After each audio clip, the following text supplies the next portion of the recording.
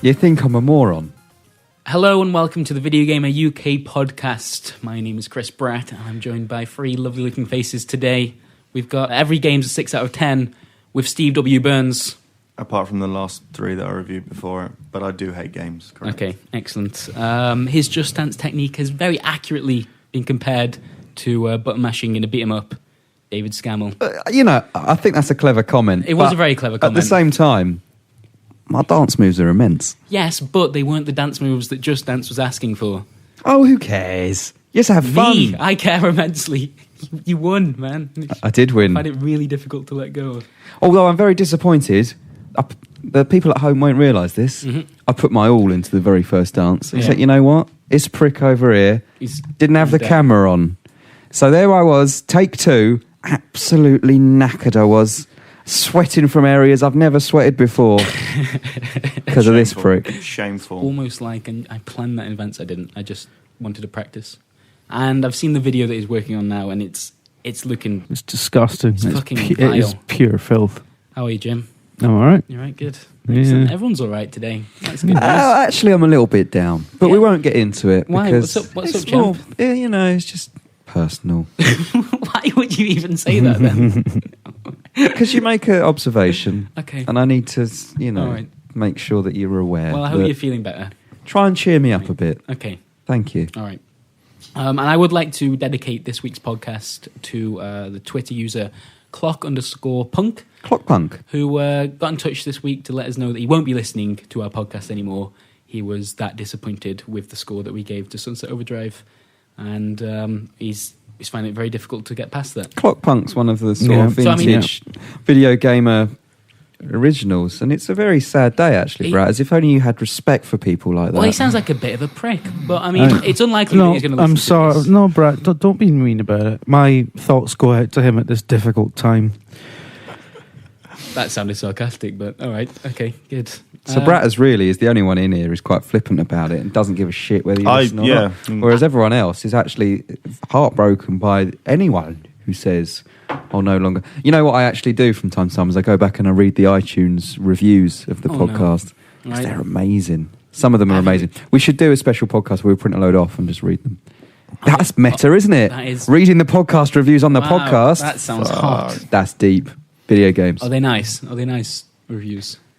Most of them are, which I'm shocked at. But does anyone on iTunes go between a 5 and a 1? Because it seems to be either one way or the other, doesn't it? Nah, you're a hater, or you're every podcast in the world is loved or hated. There's no like, that one's all right. I'd give that a 3 out of 5. If you give a podcast a 5-star review on iTunes, nobody accuses you of being a shill. It's weird. Yeah, talk of unbalanced review scales. The iTunes podcast it's a bloody state. How much were you paid for this 5-star review? Shall we talk about the thing that we're almost talking about? What? The elephant in the room. The Sunset Overdrive review. Don't look at me while you're saying That's not the elephant in the room. I prefer to give it its European title, Tony Hawk's Fetch Quest. Nice, very good. Which is, I was a bit surprised. Was I? I don't even know myself. I obviously don't know anything. No, the response, I actually thought I'd get a lot lower scores because, it is a game. I thought it'd be a lot more divisive than it was. Yeah. I was expecting very high and very low. Yeah, I mean, not at certain outlets, because there are some with which the game appears that it was made for them. Like, it's like they took every element of that site and went, this is like IGN, the game, It's the anti-Alien Isolation. Yeah, pretty much. And should do the British patch for you, Steve. Oh, yeah. I honestly, I really was hoping that someone would be that disappointed with the score that they do a mark on that and do the British patch for Sunset Overdrive, which just gets rid of all the memes and replaces it with terrible British accents. Burns sitting in a barber's chair. Oh, man. Actually, get his haircut. Maybe we'll do that. Maybe we'll do that ourselves. But I did say in the review that there are elements of it that are absolutely brilliant. People seem to have missed this in their incandescent rage. Oh, there were words with that review. Yeah. Oh, crikey. Did you not notice this? No, I just went straight to the number. No, you don't even have to scroll on ours. You just look right, and even that is an effort. But I think what really kicked people off, I think, especially from Gaff, was that we'd played it. Jim and I had gone over the footage, and they were like, I told you it'd be a mega bomber. I knew it was going to be bad. And then the scores came out and everyone was like, And you know, I can't get past the fact that, and in a lot of reviews they're like, yeah, well, the missions are terrible, the humor is absolutely atrocious, it feels like you're doing the same thing over and over, definitely go and buy it. The game is calling you a cunt. You know, it's like, oh, all right, mate, these missions are shit, aren't they? Should we go and do 5 hours more? Wait. It doesn't make any sense to me. Why bother? That's not a good game. And funnily enough, I compared it to Blood Dragon yesterday on Twitter, and the creative director of Blood Dragon tweeted me, and I was in the bath when I got this tweet, and I was like, here we go. All right, you know, reasons. Here we go. Not and with the creative director of Blood Dragon. You were by yourself in the bath. Well, I wished I was with the creative director of Blood Dragon. No, I was... Bath Cry 4. And, yeah, he was actually quite a lot more... Maybe level-headed is the wrong phrase. But after what I was saying, he probably would have been within his rights to say you're a fucking twat. However, he did say, yeah, we wanted it to be a bit more satirical. And then, so I was like, oh, all right, well... Cool. Well, the fatal mistake that I made was that I dared to say, after your review had gone up, that actually I quite enjoyed it personally. And then there was all sorts of... You wouldn't get that in Edge, mate. You would not get that in Edge. That's the thing. I think people forget that we are a group of individuals. Your opinion on certain games will be totally different to my opinion on certain games. Just like Bratters enjoys a big piece of shit that no one ever else will play. You know, that was so uncalled for.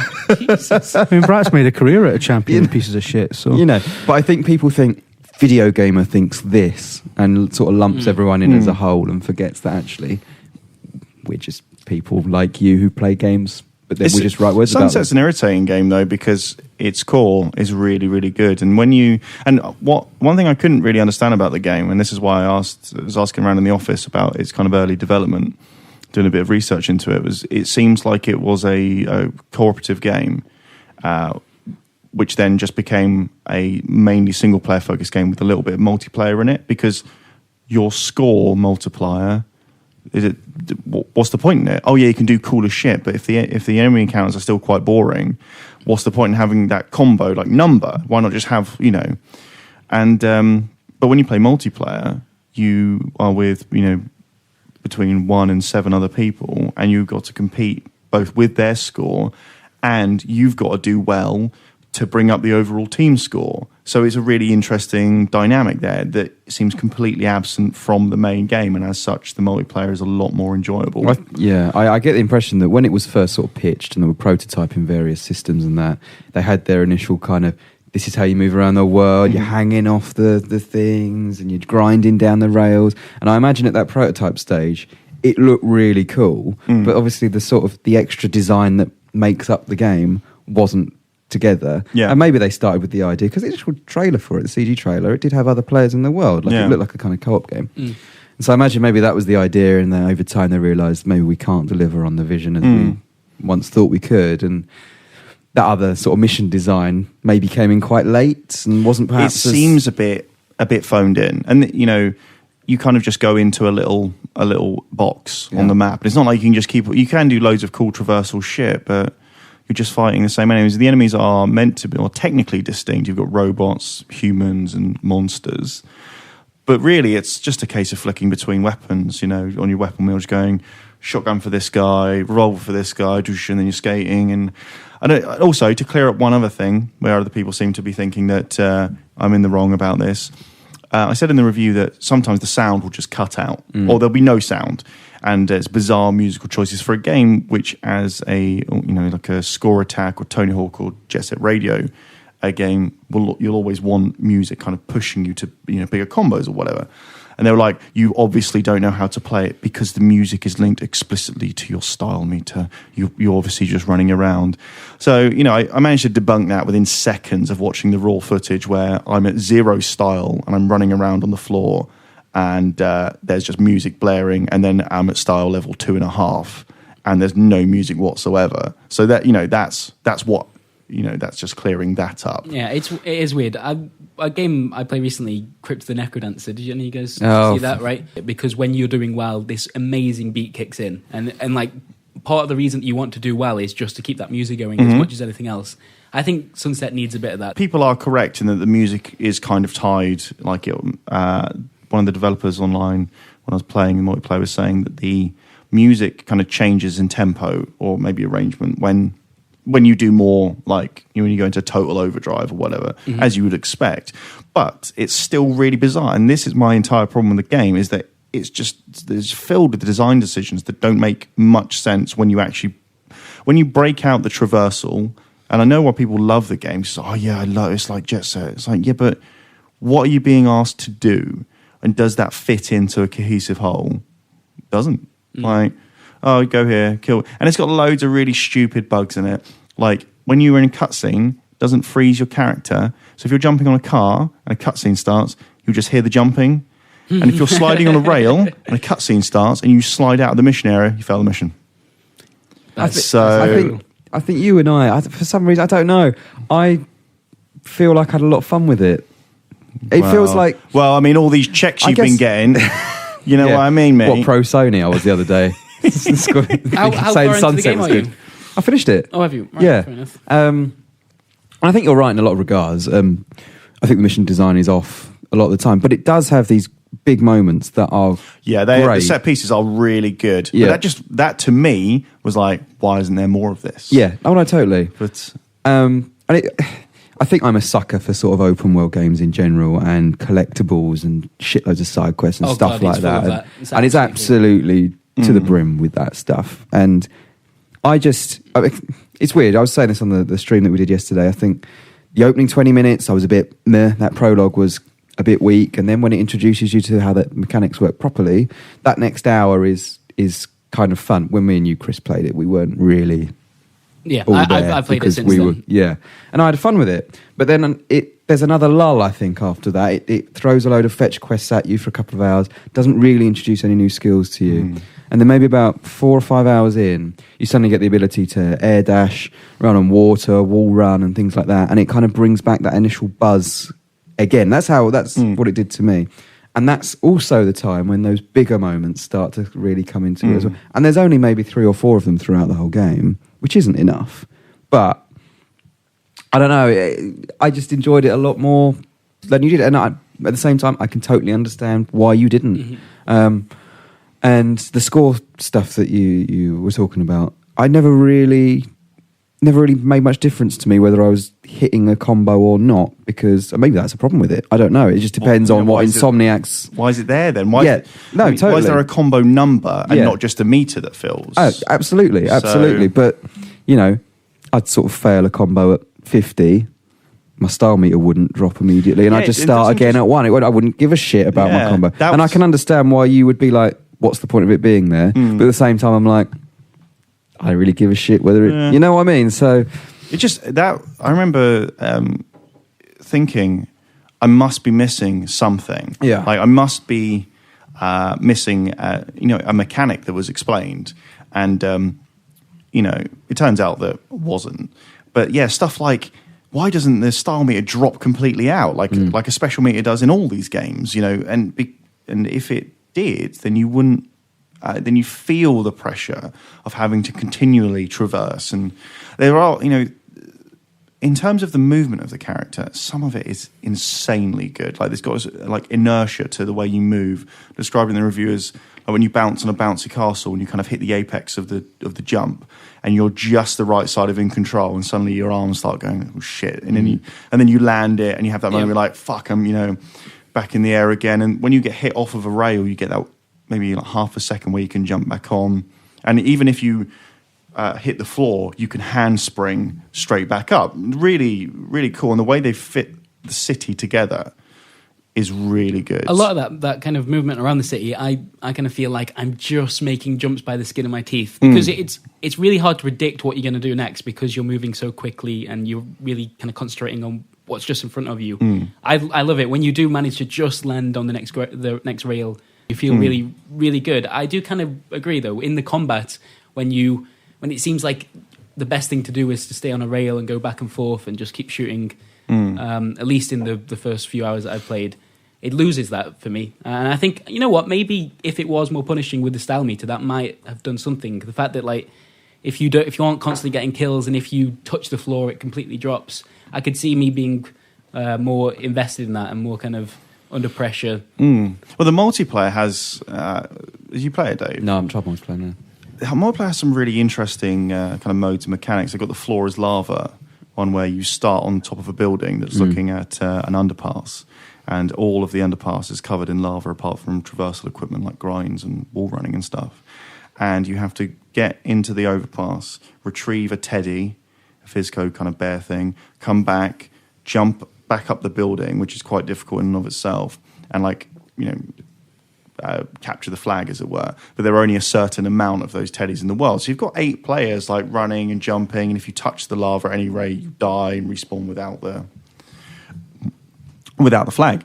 And it starts to introduce all these really interesting running route mechanics and actual risk versus reward, and much the same as there's one multiplayer mode where you have to drop a bomb. You have to pick up a bomb from a hot dog vendor, get to the other end of a highway, drop the bomb, and then get back. It's like a relay race, essentially. But other players are always trying to do it. So you have this kind of strategy where it's like, well, if I know he's already far enough in front of me, when his bomb goes off, it'll respawn. But I can't, but I also need to be getting kills for the team score to go up. And stuff like that. It's like, there's going to be a Sunset Overdrive 2, there will be. And just drop the story and make the game that, but with co-op. 4-player co-op with that sort of thing. And there's your game. You see, you say that, drop the story, and the humour in that game is weird. I mean, I think it's written for teenagers, that game, and it's written for the internet generation. There are constant sort of nods to Reddit and NeoGAF and things like that. And some of the other characters, the sort of quest givers, are so you just hate them. Like the early sort of not jocks, the preppies, the prep guys. It's like, but then later on, I kind of sort of grew to love not those characters in particular, but the LARPers and the there's another faction later on and I quite enjoyed the cutscenes. The thing that I don't get is that it is this game built for that audience, that sort of core group of internet generation, but at the same time it's actively taking the piss out of LARPers and comic book fans and people who exist within that audience. It's like you're poking fun at the people that you've designed the game for. It's almost and that's only a smaller subset. Yeah, of that. no, I had that. When you first rescue one of the preppy guys to stop rebuilding the propeller, what is it that he says? He kind of takes the piss out of geeks or something during that dialogue, and I was like, "What?" It carries on. It carries on through the game to promote that kind of shit. But that is the perfect. I think the Sunset Overdrive's kind of story and humor is like the perfect distillation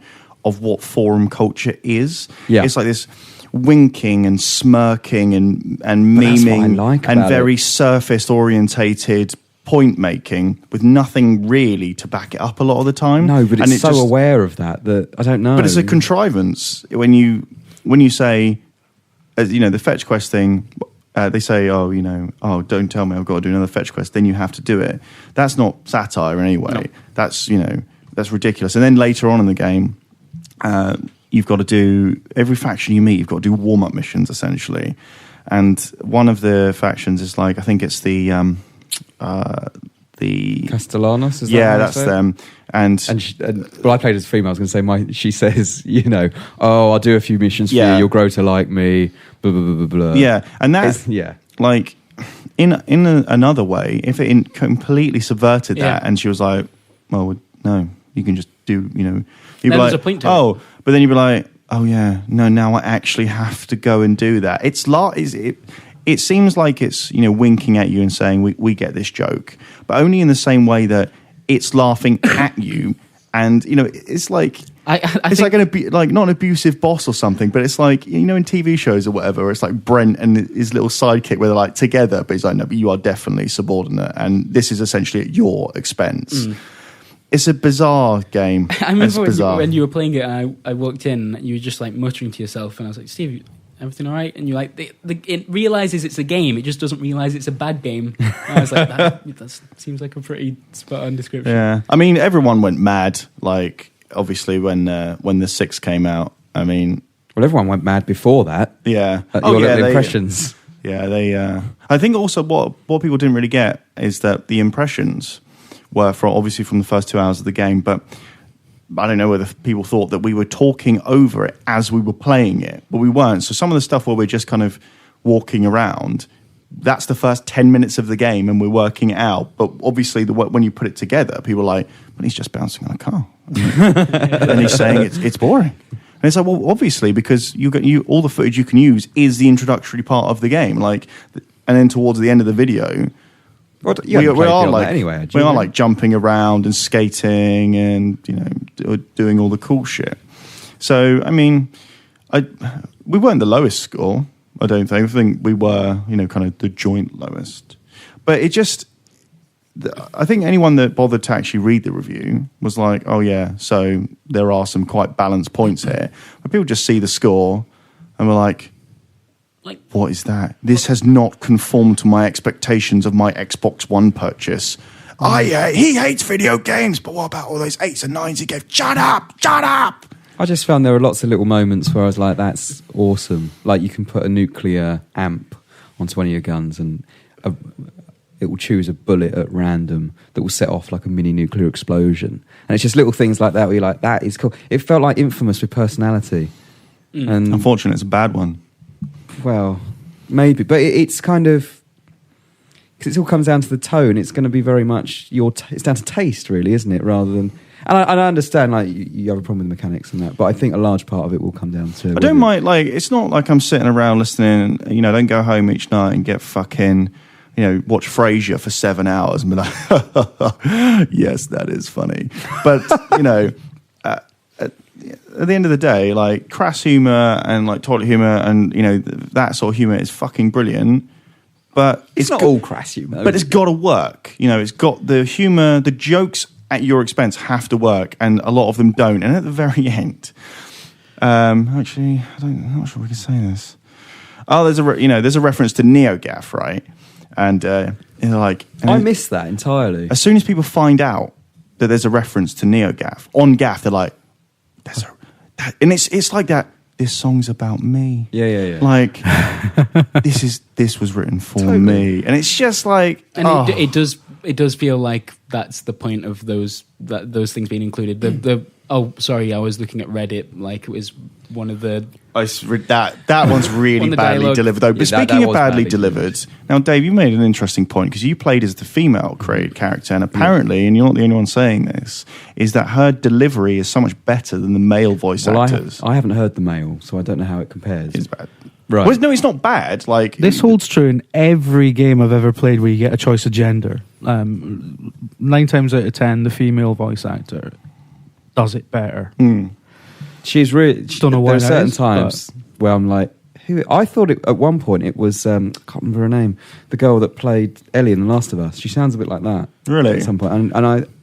She does a really good job. I mean, there's some lines are off, but... The dude sounds almost exactly like Ryan Reynolds. In a lot of places, you're like, is that...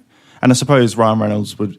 Or to ape his voice or whatever would be the perfect thing, because, Van Wilder... he is the ultimate kind of dude, the guy from Blade Trinity, etc., etc. So, yeah, I mean, like I said, I reckon there's going to be a Sunset sequel, and it will come out and it'll be so much better than the original that people will be like, oh, well, I suppose we'll have to give this one a 15 then, And so, but it's just, for me, hamstrung by too many fetch quests, too many poor mission design missions. But, I'm going to keep playing it, I think. I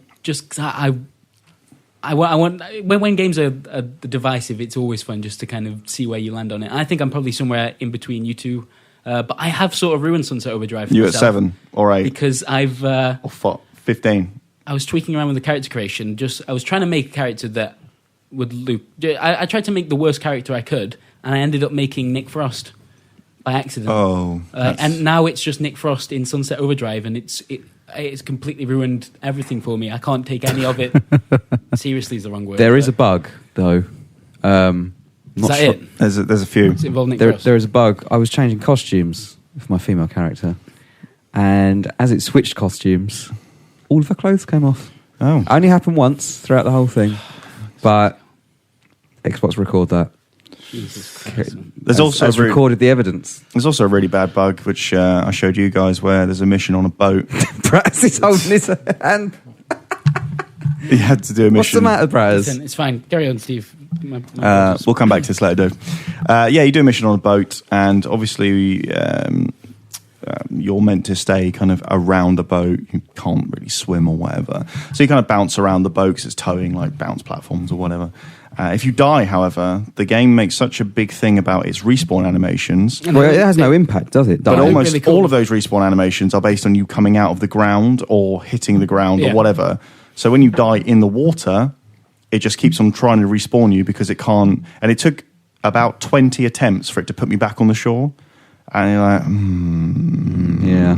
But yeah, dying also has no really. I mean, you lose, some of your like combo stuff and whatever. I don't think that doesn't even clear your meter, does it? That's just a knock, right? It just I don't know what impact it added to. I didn't notice anything. Well, there you go. And I suppose in other games of its ilk, where you have a combo meter or a score attack game, there's always a fear of failure that the game instills in you. Like, if you're playing Resi Mercenaries, you have that kind of 10-second countdown, and that really puts in you, and that drives you to play better, maybe sometimes just out of sheer desperation. Like, when you play Resi Mercenaries, there's always a great moment where someone just throws a grenade with 3 seconds to go because they can't see any enemies, and it just goes, and suddenly adds 5 more. And you're like, that's amazing. And I never really felt that. I always felt like it was kind of like, no worries, man. If you lose it, just get up and do it again. Tell you what I didn't enjoy was the sort of, is it tower defense? Is that night defense mode? Yeah, really bad. Wave survival kind of. It's not really, but really good in the multiplayer. Really, because in the multiplayer, when you have 3 rounds of kind of normal action before a night defense finale, and you get to choose 2 maps, and you get one map will give you better rewards but increase your chaos meter, and kind of the opposite for the other one. So you got to make a decision. Do you really want to play the map that you love, despite the fact that you may fail the finale and won't get all the rewards that you could have got? Or do you take the easy route and maybe not play what you want to, but then get to finish the game? And when you do the night defense finale, you've got 8 players running around, putting traps. All these strategies are coming out that, and there's a desperation to that that's not in the game because, there are hordes and, a lot's been made about 900p and whatever, but the engine holds up so well. Does a good job of covering that up. The art style does well of it. Technically, it looks very impressive. Oh yeah, when you first get out of your apartment and look over the city, really impressive. Yeah, especially as you go, when you do more of the set pieces, you go higher up onto the buildings, and you're like, of course, this is really cool. And you can find the little Fizco mascots that you need to bounce into just by sight. You can just look around. This is what I spent hours doing. Yeah. I just go around for ages just looking for little balloons. Yeah. So yeah, in like the fact that you say maybe I'm stupid, but that's enjoyable. That's a lot better use of your time than probably doing the missions. And you say it was divisive, Braz. I think you're absolutely right. And divisive games are usually the sign that there's either something there's something really good about them. They're not just another bland shooter that you could just give a safe 7 and be like, yeah, it's pretty good. It just does. But there's something about it, and maybe it doesn't fulfill its promise for some. But there is still something there. And I think that's pretty much my experience of Sunset Overdrive. Bring on the sequel. I can't wait. Sunset Overdrive 2, 4-player. You're his biggest fan. I feel sorry. I really don't like the original game, but I'm so hyped for Sunset Overdrive 2. There you go. Clockpunk would have loved that conversation. He would have loved it. There was I'm sad that he died. Shame, isn't it? What happened to him? Talk. Ran out of time. Did he run out of time? Yeah. Yeah. Jesus Christ. You think that's 20 years old? All right, cool. There's Sunset Overdrive. What have other people been playing this week? Jim? I've been watching a lot of Bottom. Yeah? Yeah. Really? Good. Yeah. Which episodes? Gas. Oh, Gas Man. Yeah, I just wanted to make the point about Bottom, actually, just because I've had a lot of people on Twitter, I'm sure Steve has as well, after doing that video, having a pop at being me being too serious and too old to appreciate fun childish comedy. I've got a question here, and actually. I'm just basically like, but I'm a massive fan of Rick Mail. Yeah. I think most people were upset about our video, maybe because of our delivery. And I think that they expected that we would play a game which has quite a poor first 2 hours. Yeah. And then we would bounce into this room and be like, let's just deliver this like a musical. Let's give this a musical number where we're really upbeat and like a character but the missions are rubbish. I found that I found the reaction to that really interesting, because some people were saying, how can they preview a game based on playing it for 2 hours? And it's like, if you actually have a look at the preview model, how it's worked for about 50 years, sometimes we're shown a 5-minute CGI trailer and a list of bullet points, and that's the preview. And so it's like, actually playing a game for 2 hours is probably the best preview sort of material you'll ever. I did love the 2 hours. I did love that. How can these guys preview a game based on 2 hours of gameplay? Yeah, and then within the same breath, how dare they break the terms of the NDA, which I obviously haven't read. And that's what I didn't understand as well, because most of the time, the community, and I would side with this opinion, think it would be kind of cool not to break an NDA, but to be able to discuss a game without the restrictions that an NDA would typically. Like, it's unusual what Microsoft has allowed us. They did the same with Forza. There's this new thing where we can talk about a game for 2 hours just before the review, or the first 2 hours of a game, just before the review.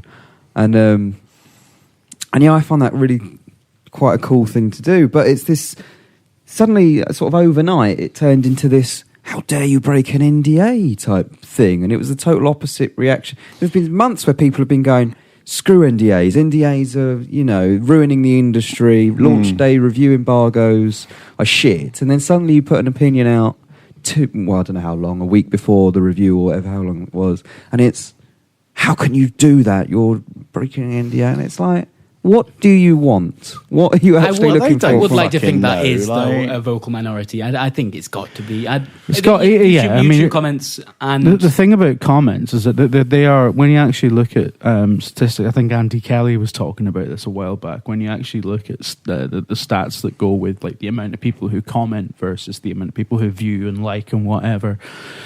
Comments are such a small percentage of the audience. Most people will not bother their arses to actually sit and type out a response to anything. Most comments are like the guys watching football in the pub just shouting a load of fucking shit like about his opinion about, well, he should have buried that. Yeah, he should have buried that. It's like everyone's like, yeah, maybe he should have done, but like. If that's all you've got to say about it without having been in the situation, then the problem is that I love the passion that the audience has, but a lot of the time they're so convinced of how something works or what the rules are, and but they have no information regarding that whatsoever. And this often happens. Like they'll read an article that will say something that's totally wrong, and then they'll use that article as evidence that this is how it is, and often that's not the case. So it's weird if people just sort of prepared to go along with it. Yeah, I think with preview content in particular, I think it is one of those things that a lot of people that watch previews are hoping that it justifies their pre-order or their interest in the game, and that completely get that. They're already involved, of course, aren't they? Yeah, and Jim and I have talked about this before personally, but it sucks doing negative previews. It absolutely sucks, because you're going to be one of the first people to say, well, I'm not sure this game is going to be that You good. don't like doing negative previews. It does, because you're those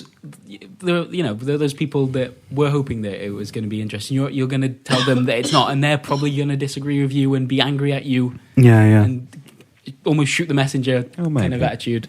I think that a lot of forum guys or whatever, people who put comments, They forget that people who play video games, review video games, like probably play more video games than they do. Like, and it's not a pissing contest, but they always seem to think that reviewers exist in some ridiculous like ivory tower where they don't actually care about games. They're just like, well, I got one. You opened this podcast saying I hate games. I do, but I still really love some of them. I got a question. But we can still be disappointed by. It's not like we have it in for certain games. Like there are games that turn up and that you are bitterly disappointed. You're like, okay, it doesn't work, but you can also be like, man, that is a disappointment. And I think that it's easy to forget that because maybe people are like, oh, well, you review so many games or what have you. And like you say, Dave, like the passion's amazing. Like you wouldn't get it in any other industry. No, and I read like most of the comments that go onto like our reviews, and some of them are outrageous. They're like, quit your job, your shit, blah, blah. And byproduct of that is because people in this industry, they want to know that, you know, things they're invested in are actually working. So you get that weird kind of, you know, conflict between people. They just will go like, no, it's you. You're wrong. And so, yeah, so like comments are so weird in general. And just seeing the flow of NeoGAF or when like scores from different publications here, it's like, I told you it's going to be bad. I told you it's awful. Oh no, it's great. It's like it's great now. And it's so, yeah, it's... when a marketing man comes in to sort of just calm it down a little bit. Yeah. Guys, you know this is the only negative preview that we've seen. Oh, everything's fine. Yes. Well, is that happened with Sunset? Someone on behalf of Sunset? Insomniac's marketing dude went into the thread and said, we've looked at lots of previews, this is the first negative one, or words to that effect. But, you know, we're not saying you should go over there and leave nasty comments, but I mean, you could do. But yeah, I mean, like I go on, you know, we're on comment threads all the time. We're in forums and blah, blah, blah. And I'm sure some of us are all members of, you know, various forums and stuff. And so, you know, before I got in the industry, I was in those comments. I was doing that. But, you know, you see it a little differently when you're actually in it, you know, is you can't just be like, oh, I'm madly in love with this game because my pre-order expectations need to be fulfilled. You've got to think about it in a slightly different way. But the point I'm making is that we still love fucking video games, you know. Actually, the way I said that was really weird. Like, we still love fucking video games. I love it. Yeah. Not that, but we really love video games. We promise. Please believe us. Yeah. I love games. I'm going to be so positive from now on, Dave. So positive. Yeah? Yeah. Good. Yeah. I can't wait. What's the... It's the rebirth. Actually, the next game that is going to get reviewed is going to be amazing. So, we'll say no more. Excellent. Jim, what are you playing? Bottom. Nothing. Yeah, nothing new. We're all gearing up for certain big, massive AAA things that are coming out soon, and preparations are being made to cover those. In the meantime, I talked about Dreamfall Chapters last week, and I said, which I probably should backtrack on actually, because someone quite rightly called me out for it. I said that Dreamfall Chapters expects you to have played the previous games quite recently. And I said you can probably just go back and play Dreamfall again and then you'll be fine. But I was kind of... that's almost disparaging of the first game, Longest Journey, which, you know, sets up the whole universe and a lot of the characters. And I was quite rightly told that I was talking shite and people should actually play both games. So in that spirit, I went back and started right from the beginning with a I think it was 1999 point and click adventure game. Boom. Which runs in 640 by 480. And are you finding weird going back to that shit after playing Chapters? Because it's almost the wrong way around, right? Like it's a bit weird, but I'm gonna play through them both and then play Chapters and see if my impressions of it change any after being sort of, you know, having the whole story fresh in my mind. Because there's characters in Chapters I've noticed after looking at you know, reading up on Dreamfall and watching a retrospective that Red Thread Games have now published, which, to be honest, they should have really had done when the game came out. Or even before, maybe. Yeah, never mind. But I noticed, oh shit, there's characters in Chapters that aren't new characters. They're from Dreamfall. And I just couldn't remember them. And this is half the problem. Like, you're supposed to have some kind of emotional connection to these people on the screen, but if you can't remember ever seeing them, then you don't have that. And, you know, obviously it's designed in a way that you should. Like, you should care about the fate of this person, not necessarily because you like the character, but because, you know, this person played a part in the saga, but you can't remember it. So I've gone right back to the beginning, and it's like getting yourself back into that mindset where you know, you're playing a 90s adventure game, and it's so 90s as well. Like, everything about it is obtuse, and it looks, for the time, it looks great, but let's be honest, in 2014 it looks dog shit. So great art and great you know, they did really good things with you know, with what they had at the time, but it's difficult to not look at it and think, "Fuck, this looks terrible." Mm. And the point I made in the preview video, where, the impressions video rather, that the Longest Journey didn't have the tools at the time to convey a story of that kind of emotional magnitude properly. Like, it's only now that the technology has caught up with the vision, if you want to be a wank about it. That really holds true, because like The Longest Journey is a really stiff, awkward cartoon, and it's difficult to get back into a mindset where that's acceptable, frankly. So, but it's still a brilliant game, and it tells a brilliant story. So I'm about 5 hours into it. I've just kind of reached the point where the shit hits the fan in the story, and the main character discovers that everything she knew is fucking wrong. I imagine that's quite an upsetting discovery. It's a good, it's a good bit. It's like The Matrix. Yeah. Yeah. A little bit, except not. No, when you realise real life's not real life anymore. Well, that's a spoiler, isn't it? Oh, come on. If you're going to tell me that's a spoiler for... Oh, my God. There's probably one person... Bryce, were you alive when the Matrix came out? I certainly was. It's a fantastic film. When you 9? When did it come out? 1999. Then I was 9. Same year as Longest Journey. I watched it quite a bit later, I will say, but Yeah. as I should have. To be honest, I don't think I would have appreciated it at 9 years of age. Well, your parents shouldn't I was allow you very to watch mature. it. I mean, that would be thoroughly irresponsible. You see, my parents are responsible. They are responsible. I've been playing a game like in a similar fashion to you, Jim, and I think it's one that you rather like as well. In a similar fashion to me. Yeah.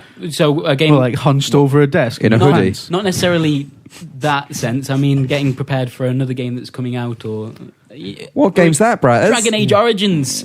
It's such a bloody fantastic I don't know if it's still on a discount, but the full Dragon Age Origins package was like $4. Well, you know, they released it for free, didn't they, on Origin? Free on Origin in an attempt to get people to use. That's gone now, isn't it? I don't know. Origin. Should have got that. I think rubbish. Origin can lick a my lot of balls. people I only will have have it. Origin installed for the Mass Effect trilogy, and I hate it. I hate having to do Fair that. enough. Yeah, but going back to Origins, just playing the opening of that game, it feels amazingly personal. Like the thing I like about that introduction is that before you become the hero of the world and like the center of the universe, and All right, bloody spoilers, jeez. you know, listen, you've ruined the Matrix. I don't want to talk to you anymore. There'll be far less people think who the play Dragon Wachowskis Age ruined than the You're Matrix. just a fairly normal character that has like, and there's a world going on outside of that. Like I did the Dwarven Noble origin story, and you're just a dude that's like you're not the heir to the throne. You're like the second son. You're not even that. You're not even the heir. You're the spare. And exactly, and you've got You're like the, Prince Harry. You're like Scar in Lion King. Yeah, I guess so. And there's all this kind of dwarven politics going on, and Orzammar, the city that you start out in, feels like there's a lot going on there that doesn't really have a huge impact on the rest of the game. It's just if you play that origin story that some people will never touch, it feels like your character existed before the fact that they realised they're here to stop the demons and the dragons and the bad stuff. I love the that. great thing about Origins was its world building, and that's one massive reason why Dragon Age 2 is such a fucking disappointment, because it has no world. Yeah, because you went from like Dragon Age Origins, you have the entirety of Ferelden, which is this huge region in the world. Yeah, it feels like you're on this massive hero's journey, and it's almost Tolkienian, except like everything. I mean, like Lord of the Rings is a bit of a everything shit and we're all fucked story, but it's a lot more positive, and it's a lot more, and it ends in a much sort of happier way. Dragon Age is just everything's fucked, and when you get to the end of Dragon Age, everything's still fucked. It's great. Is that a spoiler? No, I don't think that's fine. It's a lot more like Game of Thrones than that's probably the closest touchstone. And then when you go to Dragon Age 2, you go from this whole world to Kirkwall, which is a city and a region that you haven't been to before. Fucking, that's a town in Orkney. And it feels like a town in Orkney because there's fuck all in it. How did they get that wrong, though? Because that seems to me like taking out the thing that made the first game or the previous game really good would be like if EA released a new FIFA game and it just had loads of training modes in it. All it had was those warm-up training modes. Didn't someone not go, you know what? I think what are we doing? The marketing for Dragon Age 2 was a lot easier and looked really impressive because it was like, look at this guy with a sword doing really cool stuff and casting magical spells. You can't make Dragon Age Origins look that cool. But they lost something there, right? During that transition. I don't... Like, it's obviously based on the same lore that the story is still carrying on from Origins, although not directly. There are some cool character moments and some throwbacks to Origins in Dragon Age 2 that are kind of almost worth playing it for. And it's not the worst game ever made or anything like that, but it is. When you play Dragon Age Origins, like, the game you want after Origins is Dragon Age Origins 2. That's what they should have made. Like, you want something that has the same scope and the same, just the same epic, full of all these intrinsic little details. That's the other thing about Origins as well. The broad strokes of Origins are like these fantasy tropes that you see everywhere. I was going to say, it's worth pointing out. The details are incredible. The actual overall story is completely generic fantasy bullshit. It's like, there are dwarves, elves, and humans. The dwarves live underground. The elves like to live in forests. There's an ancient evil coming that you need to stop it. You're the hero. Excellent. That's a fantasy game. But the little details in that, like when I was doing that origin story for the noble, it's like the tiny little decisions you make when you meet like a merchant that wants to. I think it's. I'm not sure if it's your birthday in that story or not. Or there's some kind of celebration for you. I think it's you becoming a commander within the Dwarven forces, actually. And someone wants to give you a dagger that they've been working on for years, and it's like their prize piece, because if they give it to you... You want to see Steve's face right now, by the way. They'll obviously reap some benefits from it. And in a lot of games, that would seem like a really easy decision. But if you do take it and equip it, it ends up hurting your relations with other characters... because your brother will get jealous. He's the heir and he should receive this kind of stuff. Those kind of little tiny conversations where you fret over these little decisions make it feel like that world does exist outside of just you.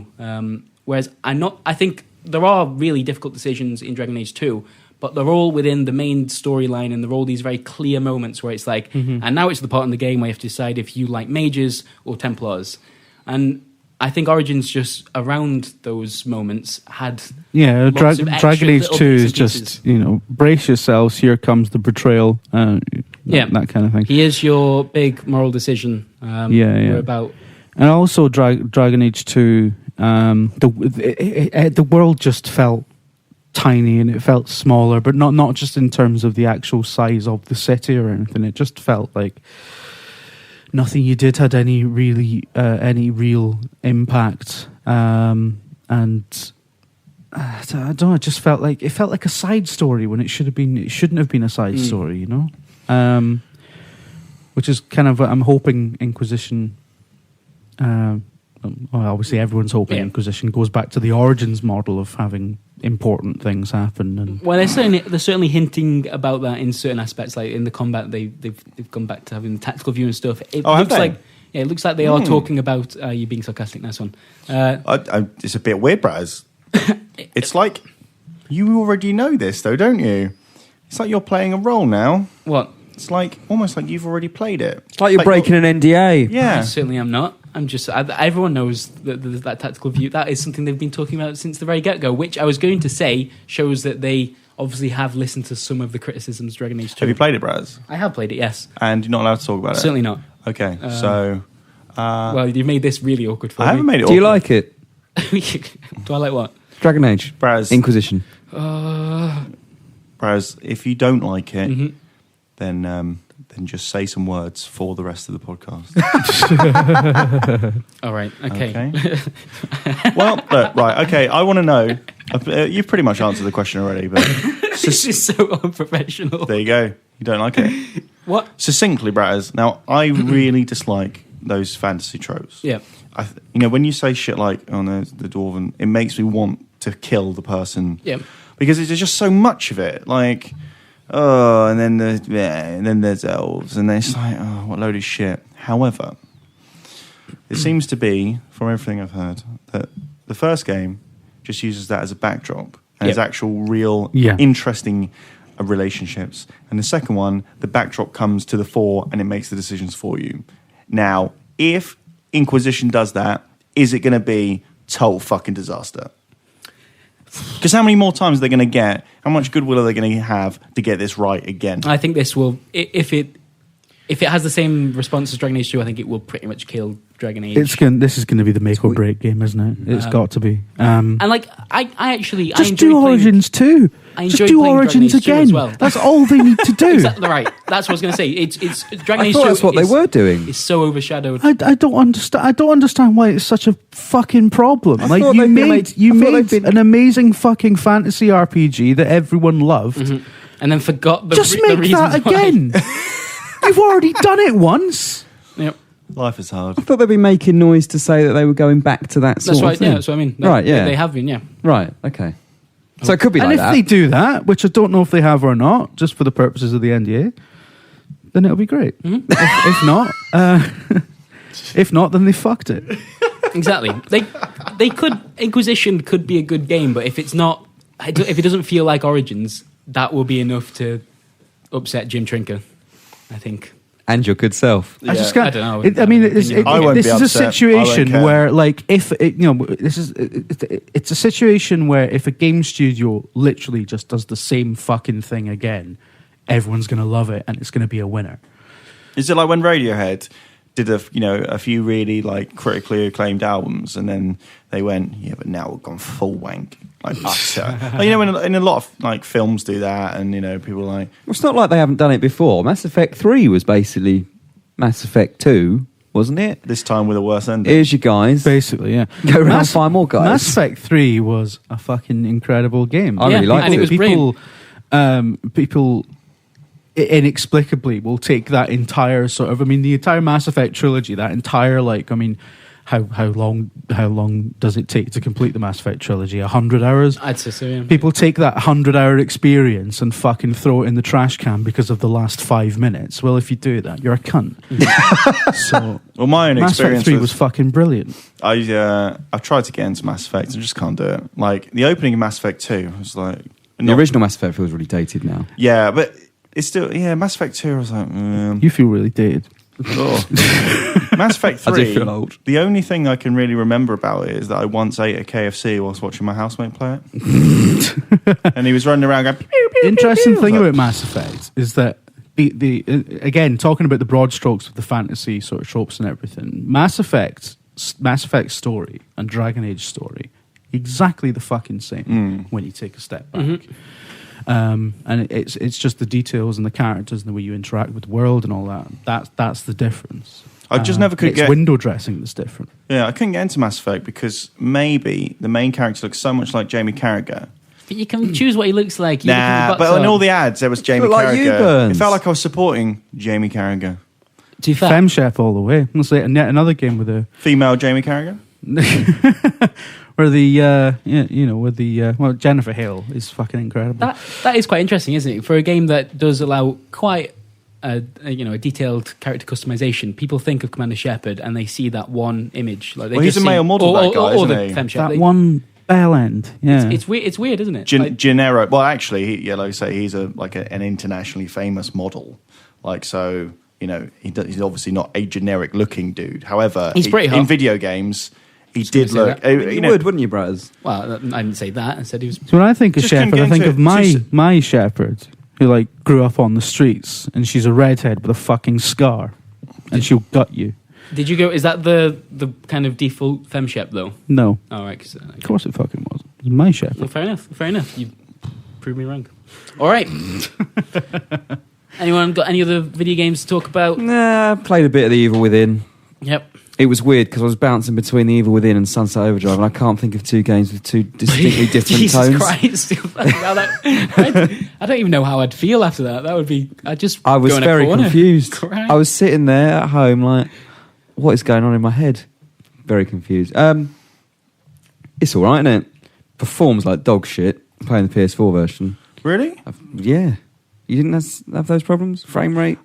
Sometimes looks like shit at times. Love the art style of it. There's a bit in the middle of the game which like is that bit where you're in the kind of castle? I'm not in the middle yet. No, I'm like chapter 4, I think 5. And it's just like, what? Yeah. It's absolutely. It feels like they put that in as padding. It's one of those that I can't really play it for more than 45 hours. I do maybe 2 chapters. More than 45 hours? 45 minutes, sorry, just hours. Jesus fucking Christ. I do 2 chapters and I'm like, okay, I'll come back to this later. Not because it's intense or because it's scary, because it's not really.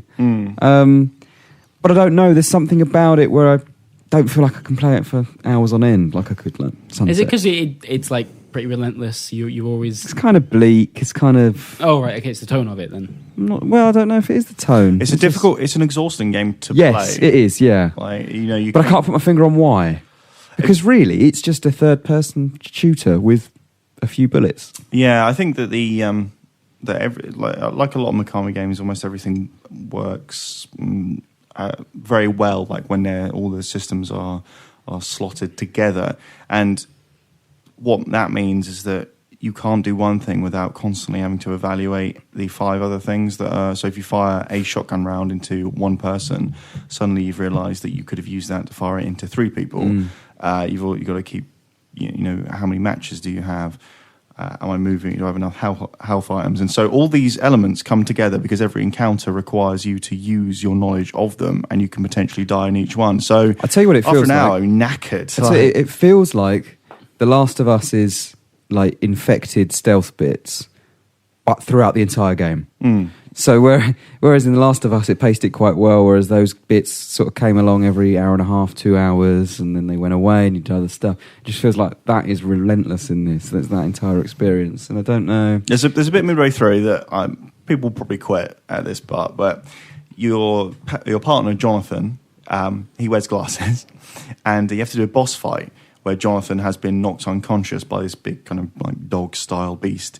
And it's quite a difficult one because you've got no ammo. Like, it's one of the strangest games in that regard. Like, I know, because in the missions, you can just walk, sneak past enemies. In the boss fight, I do need, bullets. So anyway, you kill this thing, and you kind of get out of this, like, caged area. And then Jonathan in the cutscene goes, I've left my glasses in the previous area. Can you go back and get them? And it's like, but it's not played with any irony whatsoever. He's like, okay. So you have to go back in there with the thing, get the glasses and run out. And I was like, I imagine if anyone gets killed at that point, they're like, dead. Yeah. Like, so it has... Get your own bloody glasses. Yeah, it's like, just look. I imagine he can't see very well. That would be difficult. Loads of games do stuff like that. Like, it was Resi 6, I think it was. The end of... What's the shooter man? Redfield. The end of his campaign is just this big boss fight, and I had absolutely no ammo whatsoever. I was like, how am I meant to actually kill it? I can't do it. And I don't know how I did it in the end. I think I just sort of hung back and let my co-op partner do it. But like, this is ludicrous. You put a section like that in the game. But some boss fights, when your approach to the boss fight is entirely different to how you've been playing the rest of the game. I mean, it was a big problem for Deus Ex. It sucks. Yeah, not a fan of that. No, not a huge fan. There you go. All right. Dave, what have you been playing this week? Dragon Age Origins. Oh shit! Sorry, we have been through that. Yeah, it's good. Having an absolutely lovely time, man. Good. Very good. Right. Are you allowed to say that? On in Dragon Age Origins? Are you allowed to be positive but not negative? Is that what you're saying? I can be as positive as I like about that game. It's one of the best Western RPGs I've ever played. The first one, Dave, not the new one. Oh shit! I'm getting confused again. You're right, mate. Do you want? Let's just rewind the clock for a few minutes.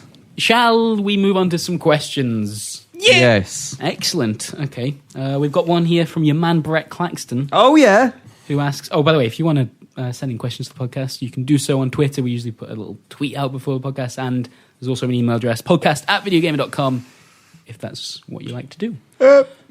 Brett Claxton asks, what are you dressing up like for Halloween? Oh, you've been talking about this all week. All week you've been like, anyone going to any Halloween parties? I'm going to dress up as this guy. I haven't decided, actually. Oh, no, you went on about what you dressed as before. Yeah. Yeah. A zombie Thunderbird. You see, I think we're a different generation, me and you, Bratters. Whereas when I was growing up, Halloween parties weren't really a thing. Were they? For you? Well, I went to fucking uni, didn't I? So there was Halloween party every year, wasn't there? Like, I used to celebrate St. Patrick's Day. Like, it really didn't matter. Well, it's at university. It's you actually literally need no excuse for going on the piss. But when there is one, you're like, well, there we are. I'm so excited about this. This is why I asked the question. This is why, probably get some stick for this. This will put the final nail in the coffin. Yeah. Of this podcast. I'm going to the Halloween party as a video game journalist because there's nothing more hideous in this world than the average attire of a video games journalist. Okay, they are all scum. Okay, Wow. Every single one of them, present company not excluded. Mm-hmm. I think. Well, there's nothing technically wrong with the standard video game attire, but it's just that it is a uniform. So I'm going to go and get myself a checked shirt. I'm going to get some really tatty trainers or whatever, maybe some Converse. Check. Yeah, there they Converse. are. There they are. There we are. I'm going to get like a promotional video game T-shirt underneath. Maybe I want to get a Sunset Overdrive one mocked up. That would be good. Right, yeah. I've got like some fake glasses. And Thick rimmed? Yeah, Good. Like they look like Ray-Bans essentially. So Excellent. and I think it's going to cause a lot of issue when I walk into the party and most people haven't dressed up, but I am dressed exactly like them and taking the piss out of them. So I anticipate it's either going to be the best or worst Halloween party of the year. Yeah, I think it's good. excellent. Do you Probably just be confused that you're not in a suit. I don't always wear it. I never wear a suit. What are you talking about? Always wear a suit. You wear a blazer, which is almost a suit. No, it's not. subscription to No, it's- Esquire. No, it's not. Yeah, I knew that. Here we are. They fulfill different obligations. But it's an in joke because obviously I hate all game journalists, so I'm going to go as one. To a video game journalist Halloween party. Right. Do you actually own any video game T-shirts? Yeah, I own one that was sent over by Uniqlo or something. It's a Metal Gear Solid one. On the front, it's actually quite tasteful. It's grey and it's got the little. They always fucking ruin them with logos and stuff. Peace Walker logo, but it doesn't say Metal Gear Solid or anything there. On the back is the biggest, gaudiest splash of Shinkawa artwork. It looks like someone spilt ink all over it and somehow it's turned into a fucking masterpiece in the wash. It's a disgrace. I've got that. I actually do have a Metal Gear Solid 4 t-shirt, and that is another one of the Uniqlo ones, but it's got a cool design on the front of it, and no one really knows that it's game related. Do you want to borrow my Guy Woodward t-shirt? I need something really almost stereotypically video gaming, so I need a World of Warcraft t-shirt. I've got a World of Warcraft T-shirt. Of course you but have. I really want a Has Sunset Overdrive t-shirt. Brewfest. Given the events. The thing is, I never wear them, and I think this has something to do with being on video, doing this job. Because I feel like if I wore a video game T-shirt, it would be me doing the Sunset Overdrive thing of like winking at the camera, being like, "This is a reference." Do you like video games? Me too. What a coincidence! My all-time hate like the video, for that promotional stuff is when people turn up to events wearing T-shirts or like promotional T-shirts and shit. It's like when people who review fucking films don't turn up wearing a Jaws T-shirt, do they? But like, I know about films. Here is a T-shirt stating how much I know. I'm not saying that everyone has to wear a tuxedo all the time, but guys, you would all look exactly the same. I mean, the exception to that rule could be if you wore a T-shirt of like a rival video game to the one you're about to see. That could have. I always wanted, when I worked for Imagine Publishing, who have Games TM in their stable, to go to the Games Media Awards wearing an Edge T-shirt, but they headed that off the pass by never sending me. I can't remember which way round it was, but it was either Call of Duty or Battlefield. And I interviewed the dev with a bag that had the other game's logo on it. It was on a lanyard as well. The lanyard said I don't know if Call it was of Duty. the lanyard. I'm not sure. It was definitely like a sort of, what are they sort of like gym bags, like little kind of Was it little bag. intentional? Or you just No, it wasn't intentional. I mean, I wish it was. But he made a point of it, didn't he? Yeah, he was like, "Yeah, we'll get you one of those." With Jesus. I was like, "Oh, where are you going as, Brad? Because you're coming to the same party as me, aren't you? Haven't decided yet. No, It's on Friday, isn't it? Yeah, it is on Friday. Jim, you coming? No. Why not? I've got an empty at my house, so I'm gonna occupy it, and probably gonna watch Alien. That sounds mature. Fair enough. That Fair sounds enough. awesome. Mature. Yeah. I'd rather go to Jim's than yours." Shit. Right. To be honest with you, I'm 30 now, and I can't be fucking bothered with anyone. Yeah, I'm thinking that I'm just gonna, that's a good attitude. You just dial it down. I, on the other hand, got 10 years left, so just go and do a load of nonsense, get to 40. I'm turning to my dad. Like, my dad's one of these old guys who's just like, you go into his house, and he's sitting there with his fucking, he's eating a plate. He's old da. He's He's eating a plate of fucking paella or some shit that he got out of a fucking, I don't know, it's usually some like Sainsbury's fucking microwave meal. Peter Andre's gone to Iceland. And he's watching Big Bang Theory and his shirt's half off. And you walk into his house and you're like, you could have cleaned the place up a bit, Dan. He's like, fuck off, it's my house, I'm 50. And that's what I'm turning into. Fair enough. So, you know, I've just reached this stage where I've stopped caring. Great. Halloween. Yay. I feel like we've been quite down today. Somebody's going to come to my house. What are you talking about? Somebody is going to come I to don't my understand. house wanting me to give them sweets, aren't they? But that's what's the perilous thing. I've never done that in Croydon There's before. lots of families When I in my lived there. street, and they're going to come to the house. And what I might Your do house is just sounds like get a a bloody bin nightmare bag, anyway. fill it with fucking Poundland chocolate, and just leave it at the door, and just be like, Yeah, just but take it the first person that comes along will be like, "Yep, that's all mine." You've got. Yeah, well, that's why. first come, And then- first served. First come, first served. It's fine. Well, you're gonna have to explain that to the disappointed children that follow. That sounds I'll like stick a note out. It's all gone. All right. Yeah, that's why. That's it. Fuck off. It's why I like living where I do is that no one you don't really talk to your neighbours because no one gives a. They're like, whatever, mate. Society's changed. Let's just get on with. Back then, you'd hang your pants out, you'd have a natter with next door. These days, I'm shove it in the thinking tumble Hang dryer. your pants What are you out. talking about? I'm thinking When nothing have you ever worse. done When these you things? wash your pants, Right. you put them on the line, and then the neighbour next door's doing the same thing.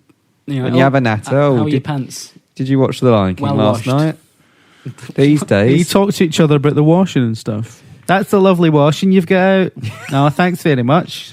I've never done this. You That's don't a conversation people I don't even have. wash my I was pants. going to say. Jeez. It's All a right. conversation people used to be out in the garden putting their washing up, and they'd say to each other, your clothes are very clean. Thank you very much." Yeah, but life was really shit. Did then. you watch I don't think Corrie they didn't have last night? video games or telly or films or internet pornography, Yeah. or fucking PDFs of comic books you hadn't read in a while you don't want to pay for. They didn't have the Pirate Bay. They Jesus. just had nothing. And it was probably a little bit better. But, at the same time, The thing is, we don't have to think about that because we've got Yeah, those well, things. you know when don't people think from about our older anything. generation say to you, back in my day we had to make our own fun. It's like, but that's why it was shit. You know what? That's why it had to change. Talking of things that Twitter, I realised recently, is This just is like gonna be one a really big big- MSN conversation that everyone is invited to. and You know that when- sometimes not invited, but just turn up anyway. Yeah, exactly. Remember you used to have like private conversations with your MSN friends, and it's like stuff that Who's your top 10? And you'd put song lyrics, wouldn't you? Who's your top 10? Do you not ever do that? The 90s were fucking garbage. I was as well, in weren't they? like They were high school garbage. when MSN Messenger was a thing. Who's your top 10 was a fine. I don't know what a fine start. What to are a you talking about? Who's your top 10? Who's your top 10 favorite? Favourite what? Members of who are you interested in?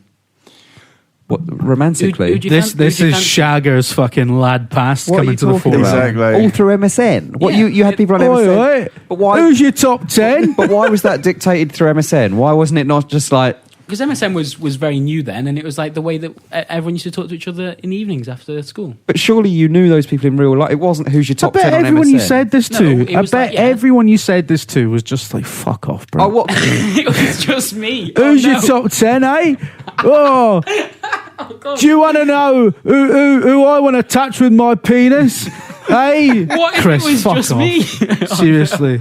Everyone in Stoke was like, you listen to this, boys, chat's fucking chronic. That's why you had to move to Liverpool. Jesus. Yeah, I think though, Dave, you've got to remember that you grew up in a totally idyllic environment. No, I didn't. Whereas I had dial-up internet. there we go. Whereas Brad has had to use MSN because you just can't go out at night in Stoke. No. Yeah, Because this is the true. temperature just drops so much. It's like, it's like Alien 3. It's like, it'll be 40 below out and a bit. So we've got to leave these people to die or get them in now. And, just imagine being on the streets of Stoke of a night. Being like, Talking of dial-up internet, the worst thing, you'd be dialing and suddenly your mum would pick up the phone. You'd hear her talking, be coming through your little PC modem. Like, what is this? That's not the dial noise. That's my mum. And then she'd be like, are you on the internet? Be blasting in her ear, going, like, mum. Creation of dial-up I didn't realise how privileged a life I'd had until I moved to Croydon. yeah. Because, I've lived in like some of Scotland's finest shitholes. Like, West Lothian being one of them. Fucking, I mean, it's got pockets of shit and good bits or whatever, but generally it's a fucking horrible place to be.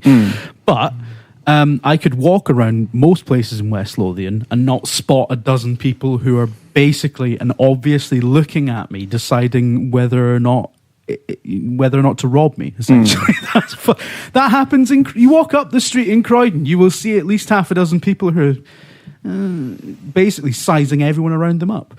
Yeah, Croydon's got to go. Croydon's a fucking shite house. Yeah, essentially, I feel that Croydon is really ripe for, because its position as a satellite in terms of its worth and its infrastructure, fantastic. It's just got too many people in it. Essentially, I'm envisioning in about 5 years' time, what happened in Croydon will be the main plot of RoboCop 3, where they're like, actually, should we just get all these people out? We need this land now. Just like, sorry, this is ours. Do you mind if I just shoot you? All right. And fuck your fucking kids as well. Get the fuck out. Blimey. This is escalated. But I live in Croydon. You are one of the kids. Fuck. Yeah. Exactly, Braz. I could ask some more questions, but they're all quite serious. And No, it feels come on, like, get out. Carry on. We're not finished Come yet. on. I think we're having fun. We've been upbeat. You're just going to have to hammer at this with editing. This is going to take the tone right down, and it means Burns is going to have to be super serious. Am I going to get I'll be depressed serious again? Come on then, Braz. Let's see. RJ asks, it's a cliche, but what's the value of a review score? Bonus question in today's Metacritic world. It's a great argument generator. It does a fine job of that. Really does. Yeah. Nothing in the world of video games media separates people. It gives a very easy...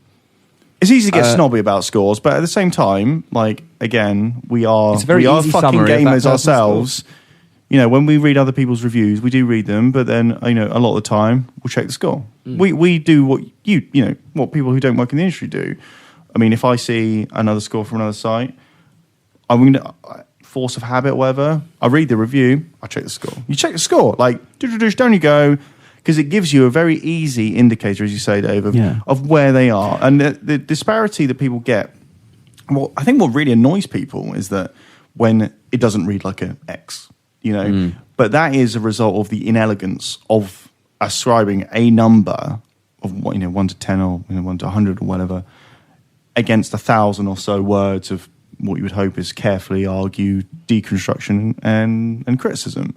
So I think, I wouldn't get rid of the scores because I use them as a barometer myself, and especially when you see Metacritic, you can kind of see where people are, and it's good. You can go from, let's say, 10 through to 6 or 5, if there's that much score disparity.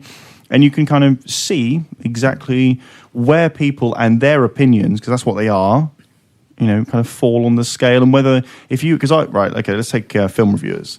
Right, I really like Peter Bradshaw's reviews for The Guardian. Oh, of course, I read The Guardian. I hate games. And but because a lot of the stuff that he writes, seems to tally with my view. So if I see Bradshaw, I know I don't need to wade through. I do want to. I want to get his opinion. But Bradshaw, 3 stars, pow. I think that's the difference we'll start seeing in the future. It will no longer be, VideoGamer's reviewed that game. It will be, Steve Burns has reviewed that game. I'd like to think we are there as well, because I think some people say it that way already, but I think the majority doesn't. What each of us feel about games, we're doing it with the second opinions, aren't we? We're making the kind of steps and that point. But video games, actually, back in the kind of Meme Machines day, that was so personality focused that if you knew Jazz Rignall loved whatever, and you went into a jazz review of whatever the genre was, you knew what you were going to get. Like Paul Davies as well from CVG in the Golden Age. Paul Davies put Tekken 3 on the cover about 17 times in a year, and I don't think that's possible, Burns. Well, carry on. But he did it. So what does that tell you? And so you knew when you were going into what Davies was saying about something. You knew what you were getting, and I think that we moved away a little bit from that. Obviously, Edge has one voice. Games TM had one voice, but yeah, I think people are starting to realise that we're not on top of a mountain shouting down. We're just giving our opinion in what will be an evolving discussion, like with this podcast being just one element of it and everything else. So, but the scores are important. They are. The scores are a handy indicator of a game's quality in the context of that site's scoring policy and the way that individual has employed it. Like they do have value as an indicator. But he mentioned Metacritic, and where they lose value is in that kind of aggregator, because you've got they're weighted, right? Yeah, you've got 20 sites all with different scoring policies. Like a 6 from VideoGamer could basically means, I mean, it's not shit, right? But a 6 from another publication might be nah, sack it off, and sometimes where their like stated scoring policy might not be how they actually employ it, and the scales are all different as well. Some people do 5-point scales, some people do 100. 5-point scales. I mean, how the fuck do you work Famitsu into this? So I don't think you bother, because there's just too much. I won't say anything else anymore. But yeah, I mean, it's just something that is just sensible as a handy, quick glance indicator as to something that probably evolved from what fucking film do you want to see tonight? Let's have a quick look, without having to read a fucking massive article. I think that's all it should be treated as. And I think the problem is when you got like Metacritic, the way it assigns weights to things, the way that it interprets a 10-point score from a 5-point system in a lot of cases, for example.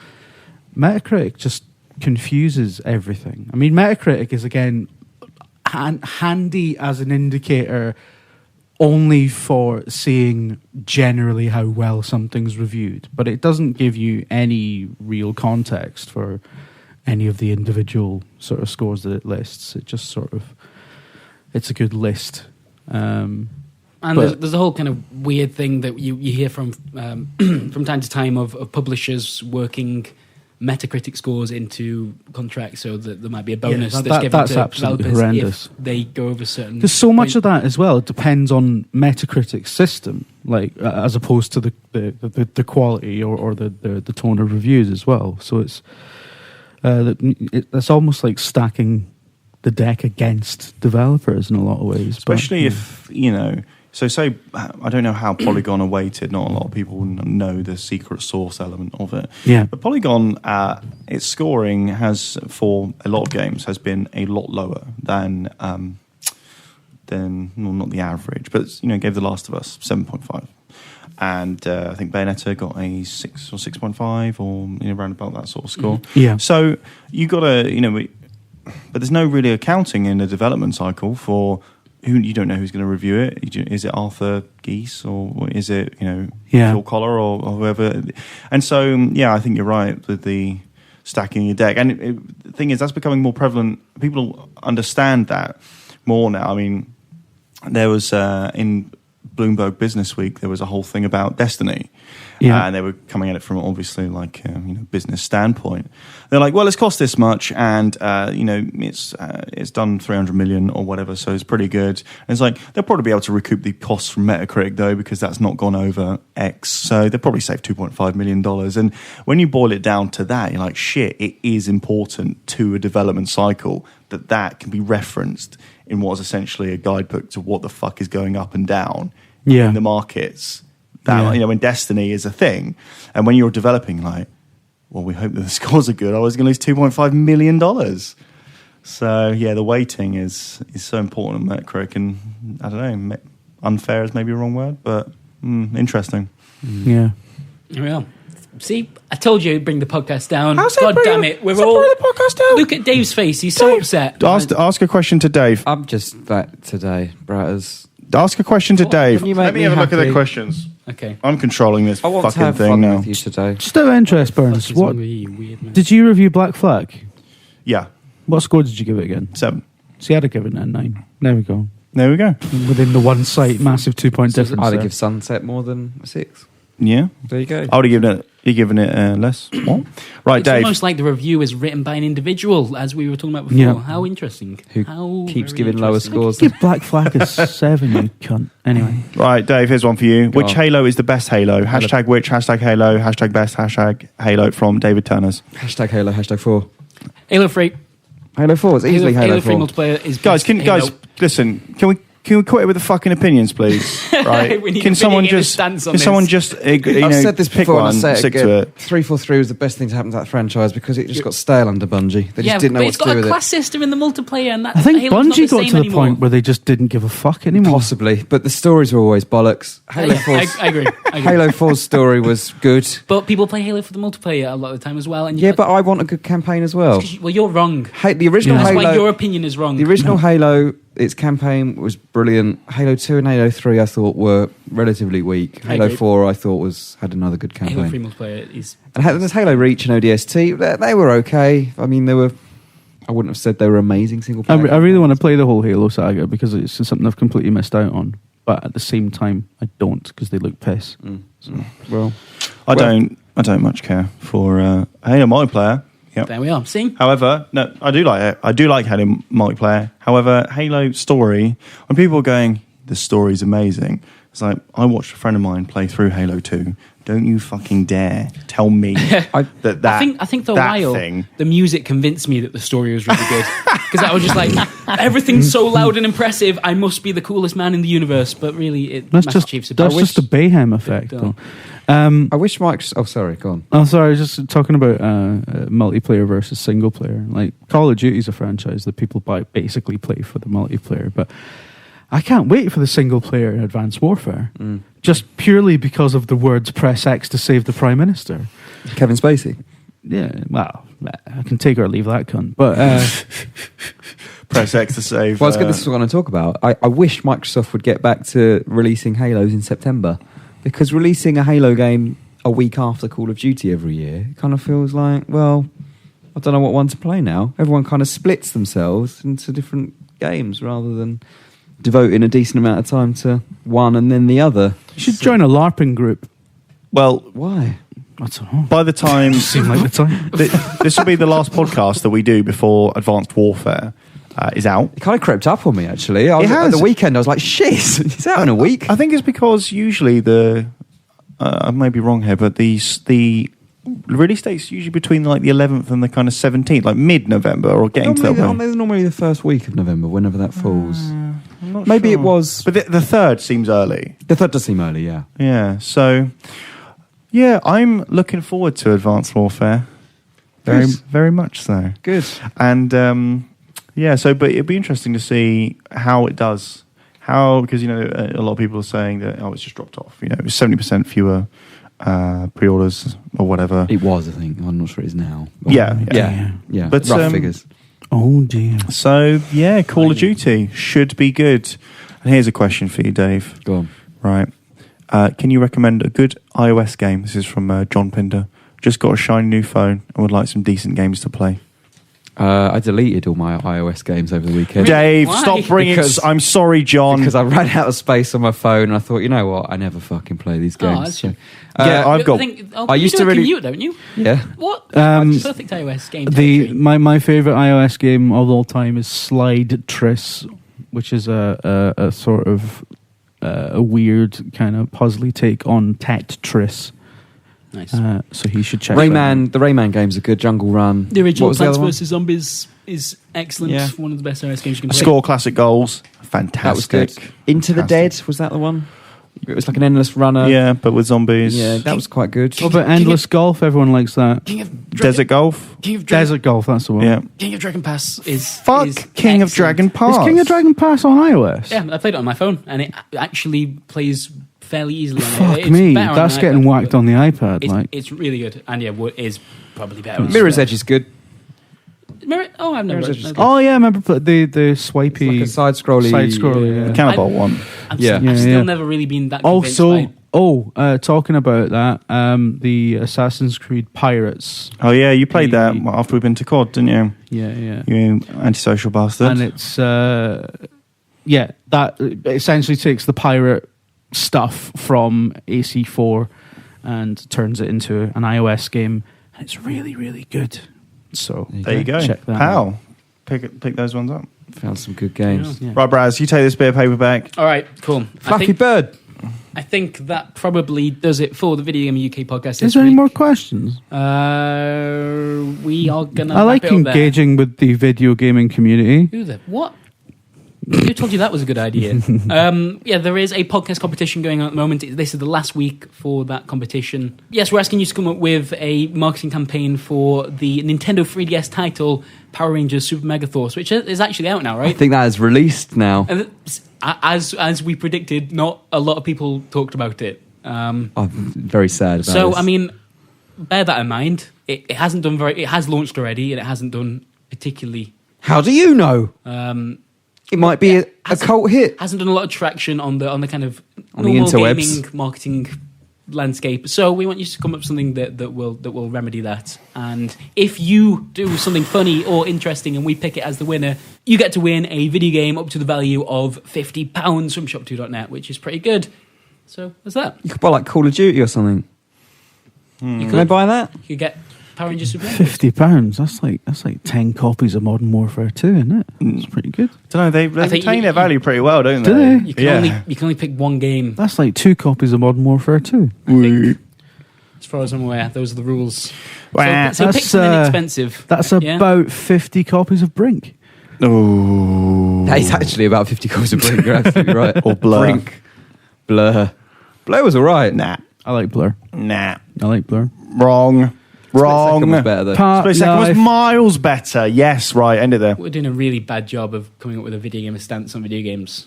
I know. This is terrible. I know. It's ridiculous, isn't it? It's like Herding Cats video gamer, don't it?